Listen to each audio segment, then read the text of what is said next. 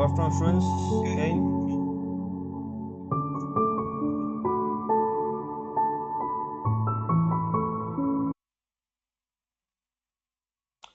yesterday we discussed about archaebacteria, and now moving forward with our second lecture of the archaebacteria, uh, which I am going to conclude today, and this will be a very short duration of the archaebacteria. So, moving forward with the lecture, today I am going to discuss various examples of the all the groups of the archaea. One by one, I am going to discuss each and every example. Okay. So, right now, which bacteria which I am going to discuss, archaea, is an crinothrix. It's an crinothrix. They are gram-negative ones. Cells are cylindrical to disc-shaped, 0.6 to 5 micrometer in diameter, and dividing by cross-septation to form a sheathed filaments, and they are up to 1 centimeter long and are often attached to the firm substrates. And some cell chains show a gliding motility, and the filaments are basically unbranched but may have occasionally, okay, but they do have a false branching, and the very thin sheets surrounding the filaments may be colorless at the tip or encrusted with the iron or the manganese oxides at the base. And the organism, the crenothrix, has not been grown in a pure culture. Okay, this one is a photograph of a crenothrix. Please have a look at a photograph.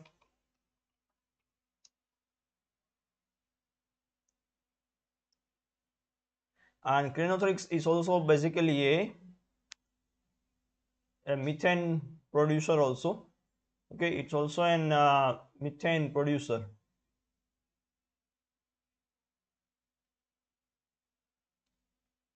Okay, now moving forward with our next examples of the archaea. Okay, okay, all the groups of the major archaeal groups are basically given in these tables. Okay, I have included almost all of the groups except the barophiles. Okay, just going to revise these uh, groups today. Okay, and some more of the examples also, and also a very short information, about each and every group, which you can use for your exam. Okay, which you can use for your exam. Okay, and it will be very easy for you to remember these characters of the archaebacteria as well. And now moving forward with the characteristics of the major archaeal groups, the table. And the first group, it's an methanogenic archaea. They are strict anaerobes, and methane is the major metabolic end product, and sulfur may be reduced to the hydrogen sulfide without yielding energy production. Cells possesses coenzyme M, factor 420 and 430, and methanopterin, as well as it also has a methanofuran. Okay, now the representative genera are basically Methanobacterium, Methanococcus, Methanomicrobium, and Methanosarcina. The mechanism which we have already discussed in our yesterday's lecture. Okay, not going to discuss uh, mechanism right now. The next one is an archaea, where they are sulfate reducers. Okay, they are irregular gram-negative coccoid cells. Hydrogen sulfide is formed from the thiosulfate and the sulfate. They have a autotrophic growth in the thiosulfate and hydrogen. Okay, and can grow heterotrophically, and may also produce trace amounts of methane, and they are extremely thermophilic, strictly anaerobic, and possess a factor 420 methanopterin, but the cofactors coenzyme M and factor 430 are not present. And the representative genera is Archaeoglobus. Representative genera is Archaeoglobus. Now the groups, next one, it's an extremo-halophilic archaea. It's an extreme halophilic archaea. They are coccoid or may have irregular shaped cells, and some also have cube-like structures as well as triangle-shaped structures also. They may be gram negative or gram positive, and primarily they are aerobic chemoorganotrophs. Primarily they are aerobic chemoorganotrophs. Okay, and they require high sodium chloride concentrations for the growth, and the colonies are of various shades depending on the type of carotenoid pigment which are present in this halophilic archaea. And some species contain bacteriorhodopsin and use light for the ATP synthesis. Some of the examples of this group are Halobacterium, Halococcus, and Natronobacterium Next group is a salvo-less archaea, okay, which we have again discussed yesterday. The pleomorphic cells lacking a salvole, thermoacidophilic, and are chemoorganotrophic. They are facultatively anaerobic, and a plasma membrane basically contains mannose-rich glycoproteins and a lipoglycan. Okay, and the representative genera, it's an thermoplasma.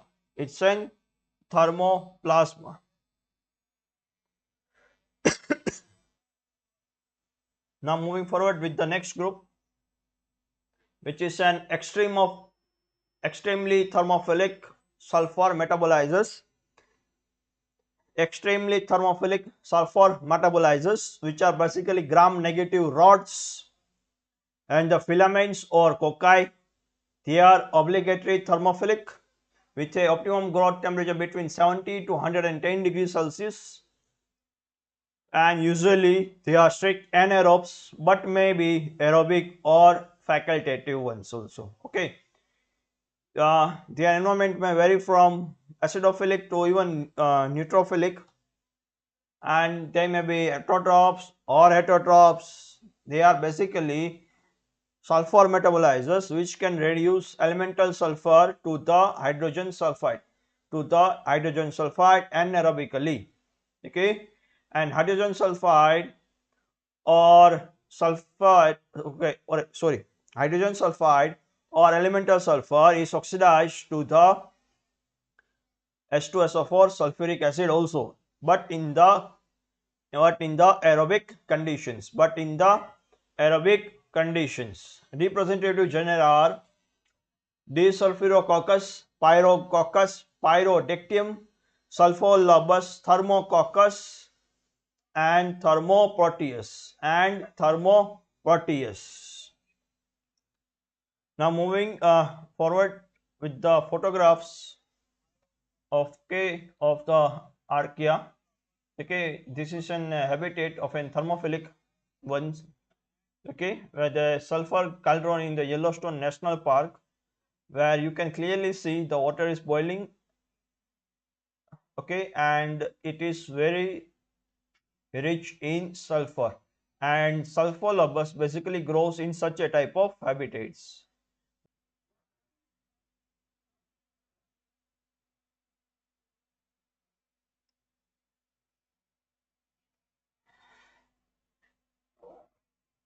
The next one is basically a pit type. Okay, an informal name of an acidic hot spring in the mud volcano area of the Yellowstone National Park adjacent to the Obsidian Pool. Okay, this one is an Obsidian Pool. Okay, where we can isolate some of the archaea. Okay, especially sulfur, uh, metabolizing archaea and the other archaeas as well. Okay, and the other archaeas as well. Okay.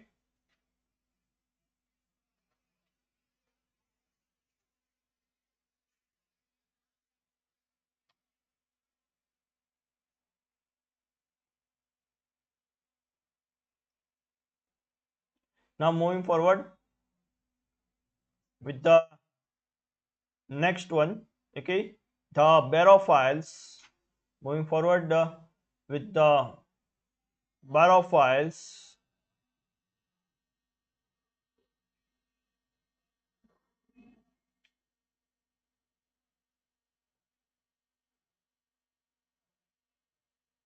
Now barophiles are basically those microbes that like higher pressure conditions for their growth and are also termed piezophiles, and right now the word piezophiles is used instead of barophiles.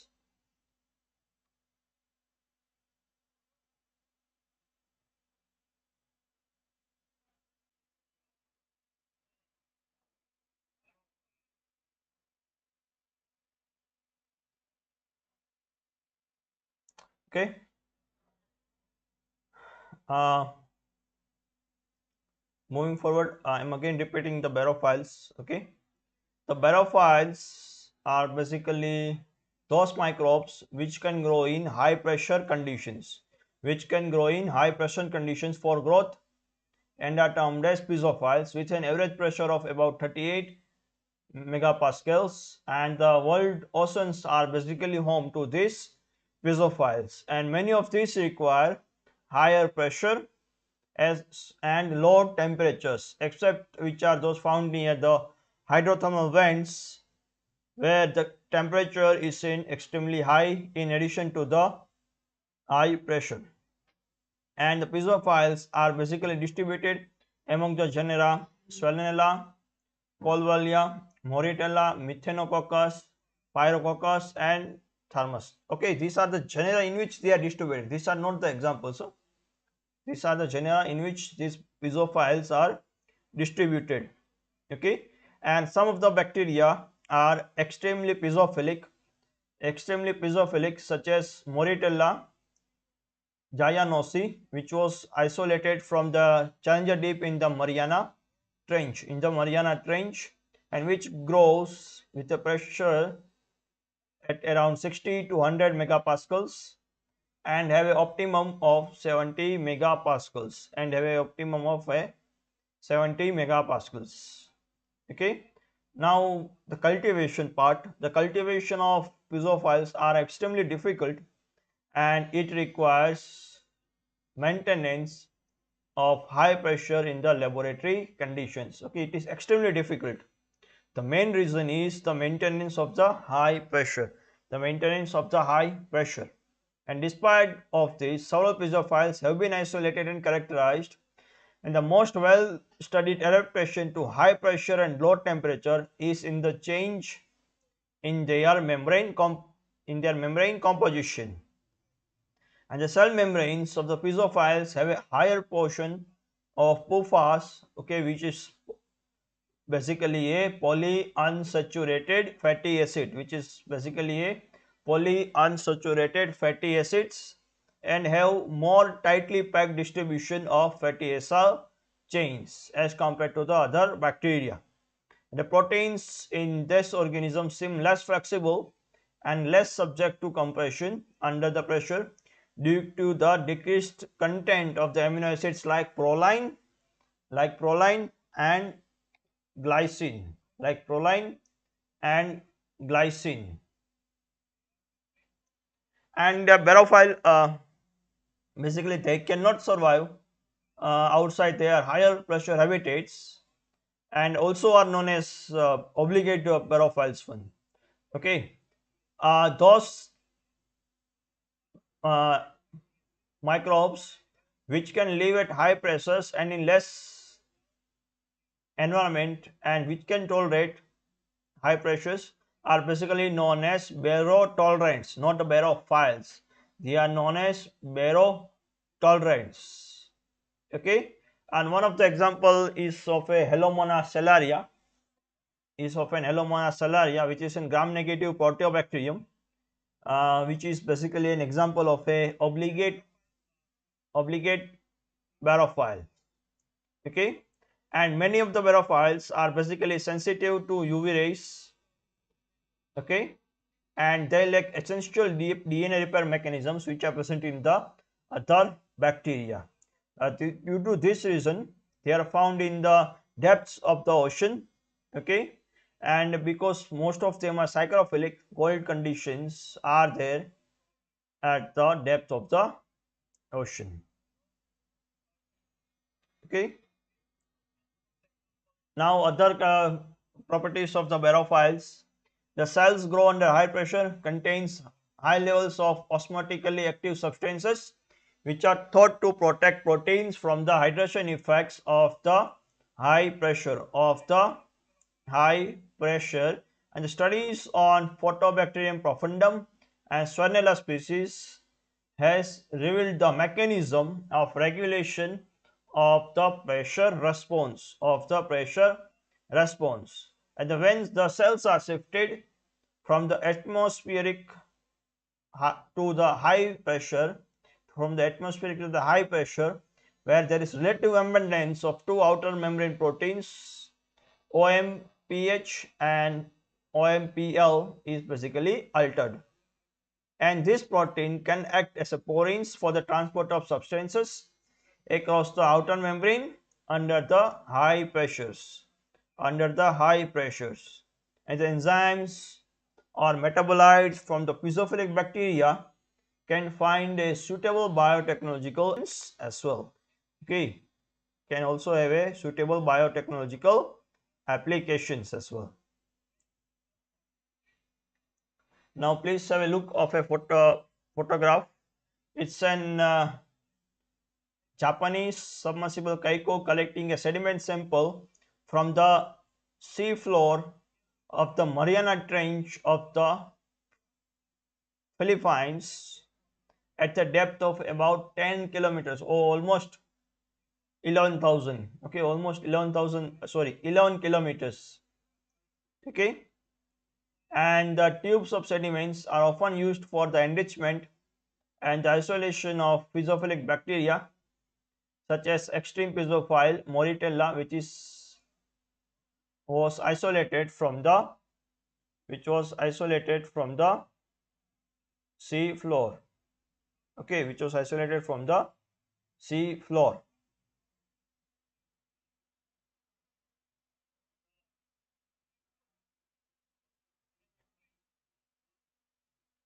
So what basically Archaea and what are the connecting link? Okay, Archaea is also termed as the connecting link between the bacteria and eukarya, or some also say it as a missing link also. Okay, also all the species of life on earth are alike in most ways.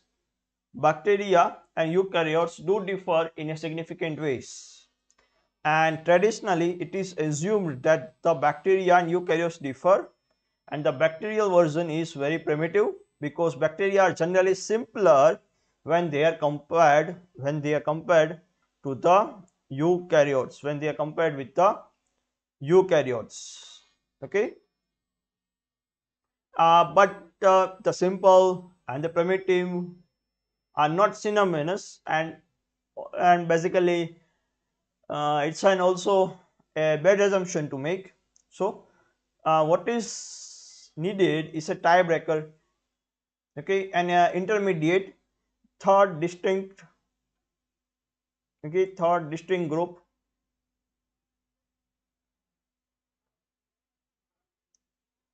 okay, and the third distinct group according to the phylogeny is missing the missing link. Okay, so if a trait that may be common to two of the three phylogenetic groups is presumably the Archaea. Okay, it is Archaea. Okay, because the last common ancestor is apparently on the branch between bacteria and eukarya, and any common trait to basically bacteria, or it may be either archaea or eukaryotes, probably existed in the last common ancestor. Okay, so in order to find out, commonly various primers are also used, okay, for the identification of various archaea as well. Okay, and archaea are also more primitive actually than either it may be bacteria or eukaryotes. Okay, and the most primitive examples are of a Thermococcus, and another one is basically Pyrococcus, and which are similar to the primitive bacteria. Okay, and is being thermophilic sulfur hydrogen metabolizers. So this is the probability that the general phenotype of the last common ancestor and perhaps of a primitive life in a general. Although modern archaea are not the ancestors of the modern organisms, they probably do resemble in many ways in these ancestral forms. This may be that they have not changed much because of the thermophilic environment, and evolutionary drift in genes is much more constrained in the thermophiles than in the case of mesophiles, because these macrophiles are less tolerant to the minor changes. Okay, so for example,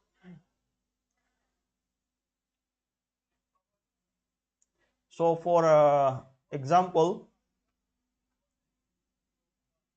the most single changes in the RNA encoding gene create a mismatch in the secondary structure of the RNA. This is not a big deal in the case of a mesophile, but it can tolerate the defect in the minimal decrease in the fitness unless a compensatory change occurs. Okay, before their extinction. Okay, so please join the session of our WebEx. Okay, as I told you, today there will be a very short session.